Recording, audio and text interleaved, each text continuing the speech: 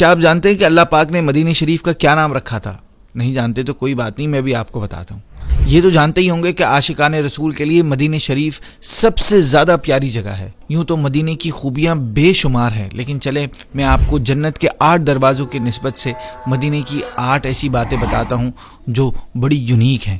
سب سے پہلی بات کہ اللہ پاک نے مدینہ شریف کا نام طابہ رکھا۔ نمبر 2، آج تک سب سے زیادہ جس شہر کے بارے میں شاعری کی گئی ہے، جس کے قصیدے لکھے گئے ہیں، وہ مدینہ شریف ہے اور یہ سلسلہ ابھی بھی جاری ہے۔ نمبر 3، آپ صلی اللہ علیہ وسلم ارشاد فرماتے کہ خاک مدینہ میں شفا ہے۔ نمبر 4، مدینہ منورہ میں روضۃ الجنہ یعنی جنت کی کیاری ہے، جسے عوام ریاض الجنہ کے نام سے جانتے پہچانتے ہیں۔